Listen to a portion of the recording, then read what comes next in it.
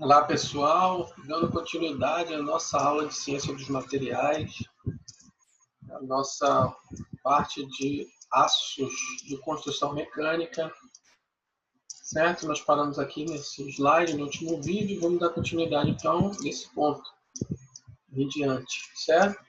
Aqui, observe que já temos uma tabela onde algumas propriedades mecânicas específicas relacionadas ao aço estão colocadas aqui, ó. Então, resistência à tração, RT, limite de escoamento, alongamento, extricção e dureza, certo? Então, ó, já sabemos classificar o aço, certo? Então, ó, o SAI 1035, né, um aço, o 10 representa o carbono comum, e o 35, percentual de carbono, 0,35. Limite de resistência à tração, em Newton por milímetro quadrado, tá? Que é a mesma unidade do MPa, que é o mesmo valor, né? Não é a mesma unidade.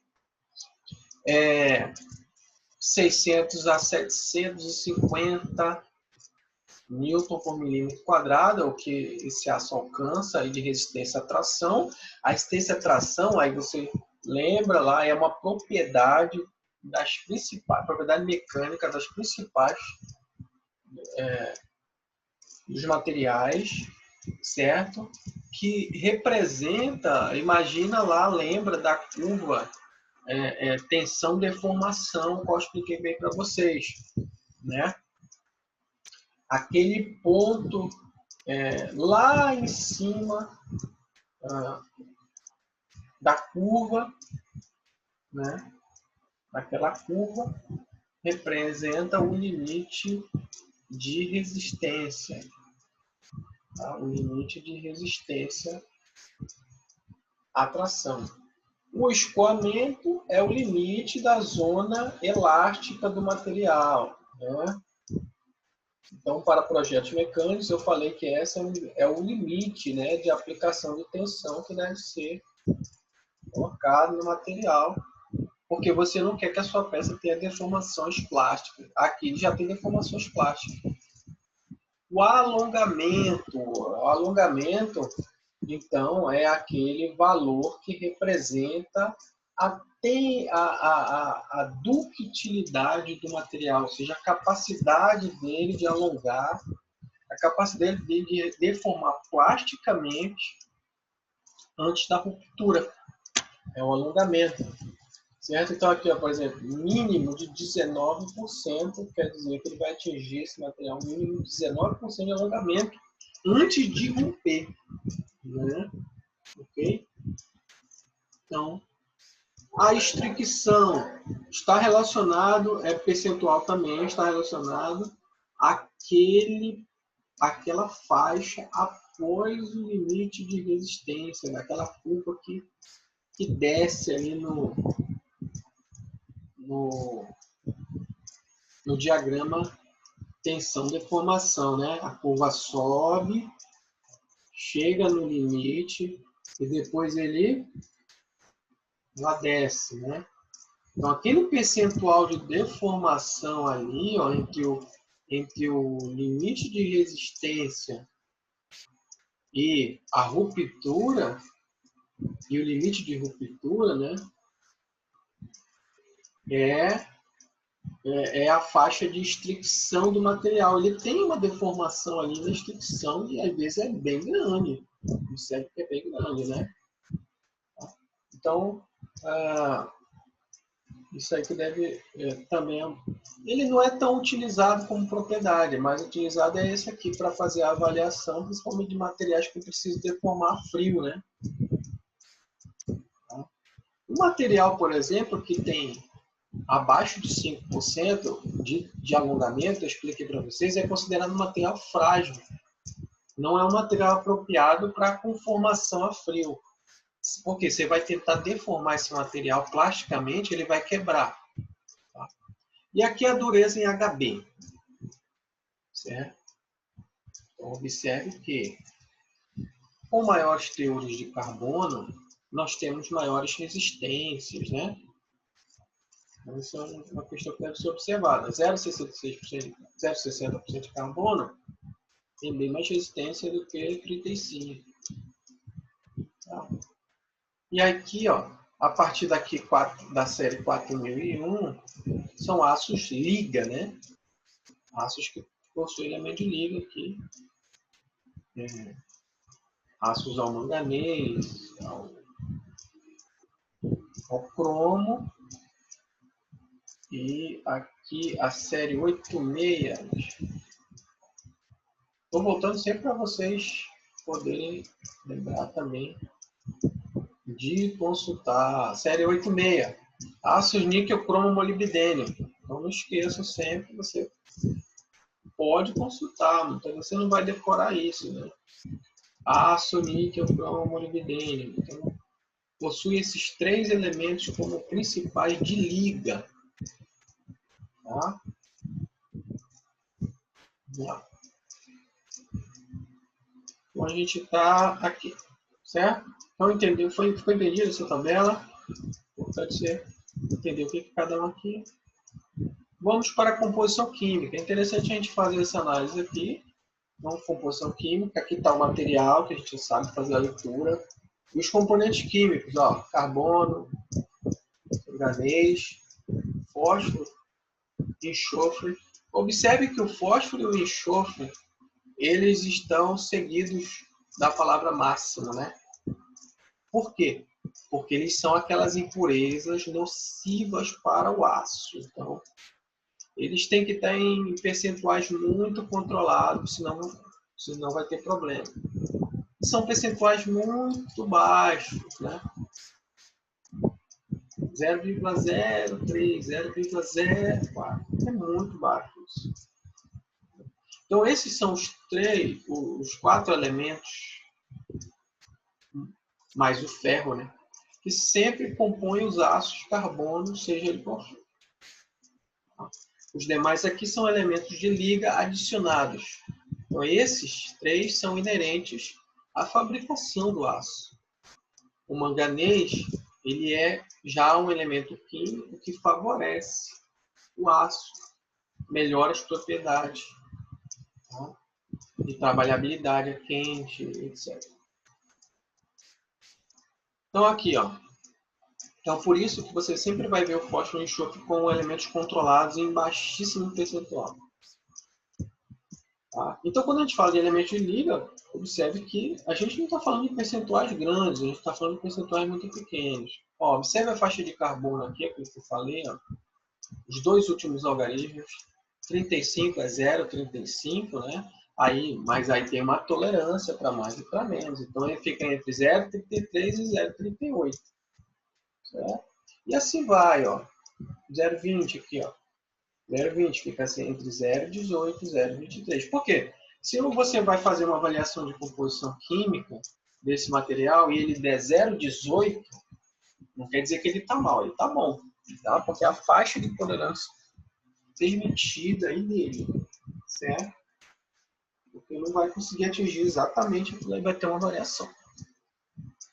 Ok? Então, percentual de carbono, manganês aí também é bem baixa, observe também. Tá? O ideal é que o manganês fique até 1%, né? Aqui tem de 1,2, 1,9 aqui.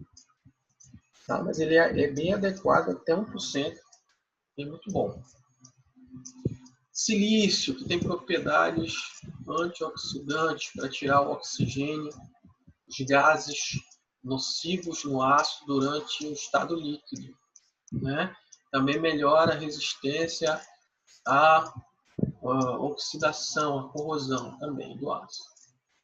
Níquel, aqui não tem nenhum com níquel, mas observe que o silício também é baixíssimo percentual, né? Todos eles 0,15 a 0,35.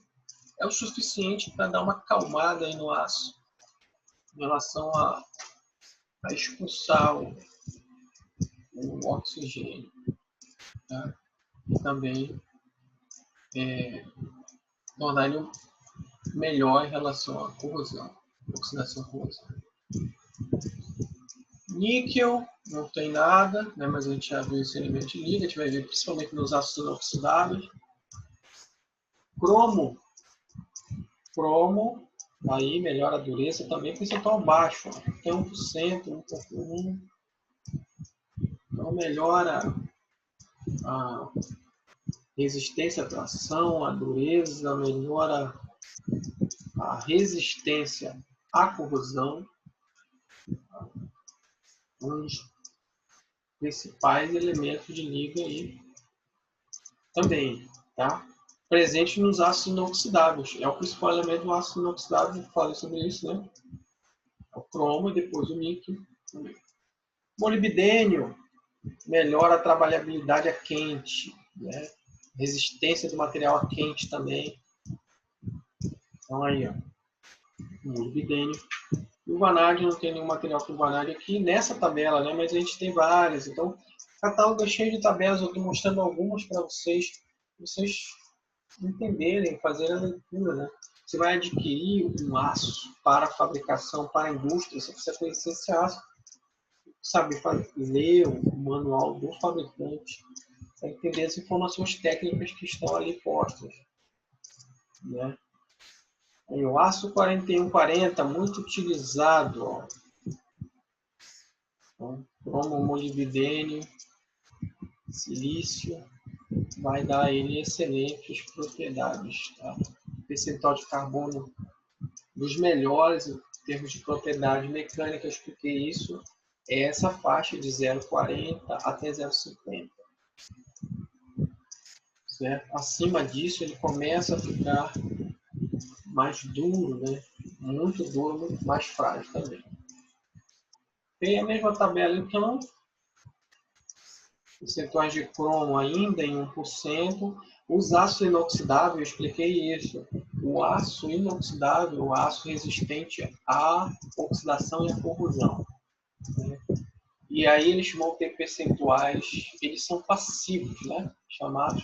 O elemento passivador é o cromo. Ele precisa estar acima de 12% para passivar o aço.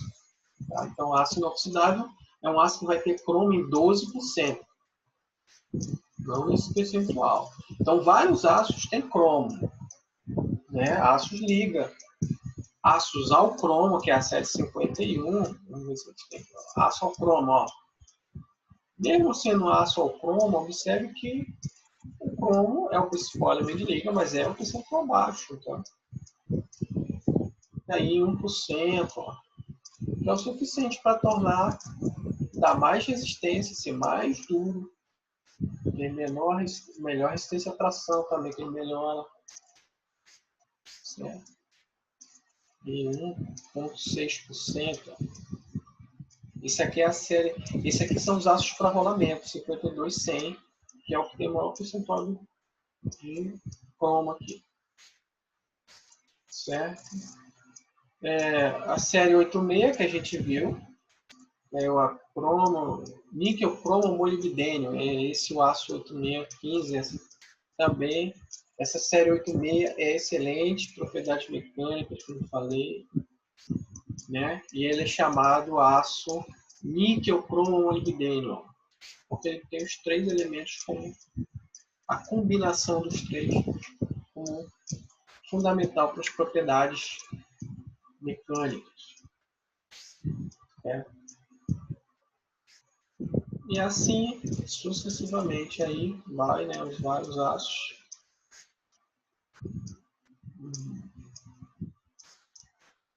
Ok? A diferença às vezes é pequena, principalmente ligada ao percentual de carbono.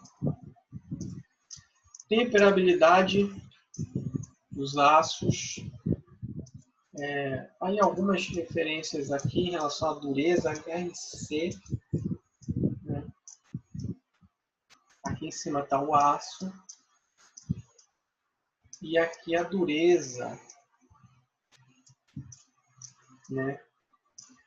Que ele atinge, tá? O máximo e o mínimo no estado temperado. É por isso que dá temperabilidade, né? Ou seja, são aços temperados. Vai dizer, ó, esses aços aqui, então, no catálogo tem uma série de tabelas que indicam cada material e a sua dureza quando ele é temperado. Tá? Agora observe aí, eu chamo a atenção. Isso depende da bitola, obviamente. E aí você vai observar que regra. Quanto maior a bitola, menor a dureza, não é isso? Está acontecendo? Ó, vamos analisar o 1038 aqui, ó, que é um aço carbono comum, com 0,38% de carbono. Né? Nesse caso aí ele está temperado. Com 1 polegada aqui, ó. Ah, desculpa. Aqui vamos ver se tem 32 pontos. 9, 10, 7, 1, 2, 3, 4, 5, 6, 7.